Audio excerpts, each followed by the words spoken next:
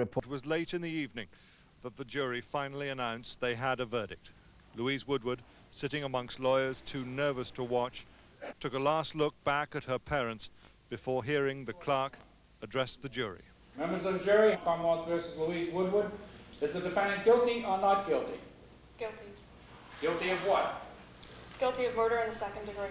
Members of the jury, how could the verdict is recorded by the court? The jurors on their oath do say the defendant is guilty of second-degree murder. So say you, Madam Foreperson? Yes. So say you all, members of the jury.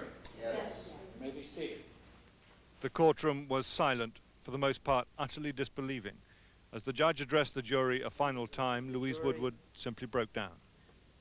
Participating in the administration of justice is, as you have found, hard and arduous labor. For your participation, we thank you, and you are now officially discharged as jurors. You are free to speak with whom you wish, or free not to speak. For the last time, we rise for the jury. All rise.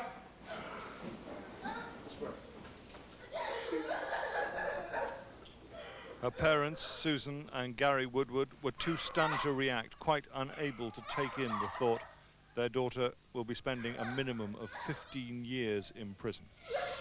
Please be seated.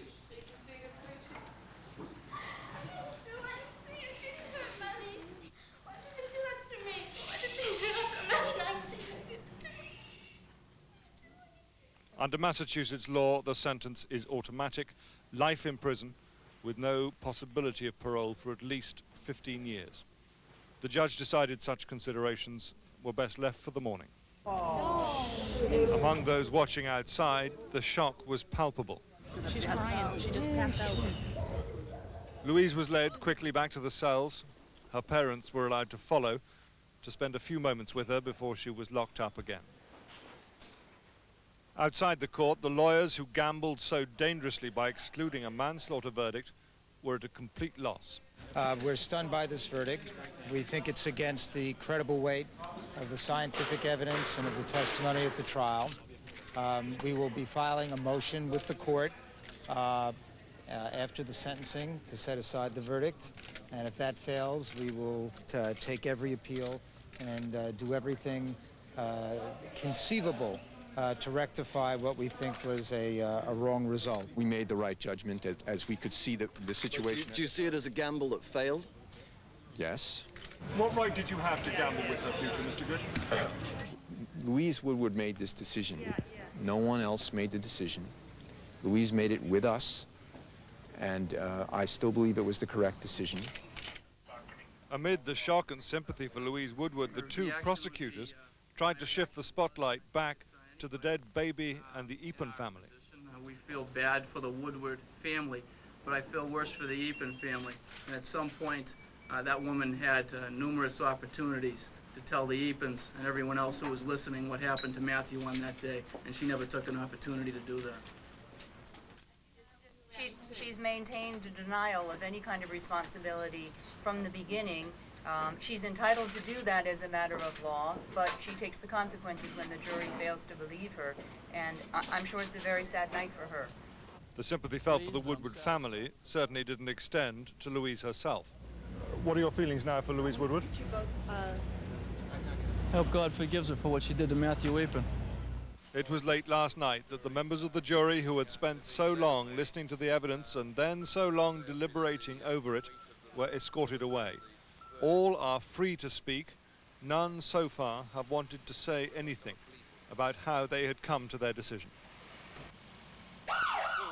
Almost the last thing to leave the building was the police van taking Louise Woodward back to the prison where she'll be held overnight.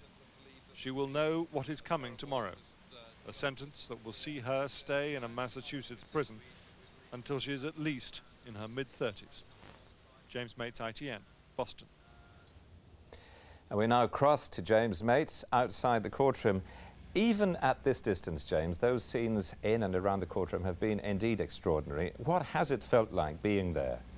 It was one of the more extraordinary moments of my journalistic career, I must say. There was a complete shock in that courtroom, in part because of the utter poignancy of watching a young girl of 19 realize that She's just heard the words that will condemn her to spend the next 15 years of her life in prison. Also because many of those who've watched this trial, not everyone agrees about whether they think she was responsible for what happened or not responsible for it, but most people agreed that on the burden of beyond reasonable doubt, that test hadn't been passed and therefore there would be an acquittal. So the result itself shocked everybody who heard it. Now, she has to come back to court today for sentencing, another ordeal for her. What will the procedure be? Well, that's going to happen in a few hours' time, about 3 o'clock in the afternoon, London time. The sentencing is automatic. The judge has no option under Massachusetts law. It's life with no parole for at least 15 years. Before you hear the sentence, there will be what are called victim impact statements. That will be an opportunity, as the prosecution see it, to refocus this whole thing back onto the dead baby who a jury, having heard all the evidence, decided that Louise Woodward killed. That victim impact statement will be made about the terrible grief to the Eapen family.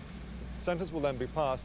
The defence will then also ask for the verdict to be put aside. Now, technically, the judge can do that, but it's most unlikely. James, thank you very much. Well, the verdict has been greeted with disbelief by friends and relatives of Louise Woodward in her hometown of Elton in Cheshire. Claire Cross reports. Hundreds of Louise's supporters anxiously awaited the jury's verdict in a pub near her home in Elton, Cheshire. They couldn't believe the decision. Members of the jury, happy to your verdict is recorded by the court. The jurors on their oath do say the defendant is guilty of second-degree murder. So say you, Madam Foreperson? Yes. So say you all, members of the jury. Yes. You may be seated. They comforted each other as best they could and vowed to fight on for justice. This is not right, and we'll keep going until it is. We'll keep going until Louise is back here with us. It was never anything but innocent for all of us. There's never been any question, never been any doubt at all about Louise being innocent. We just can't understand why the jury's had so much evidence and done this to her. We just can't understand it at all. The sobbing, shock and disbelief continued through the night. This tight-knit community hugged each other as they tried to understand how the teenager they've known since she was a child is facing a lengthy prison sentence for something they believe she didn't do. Claire Cross, ITN.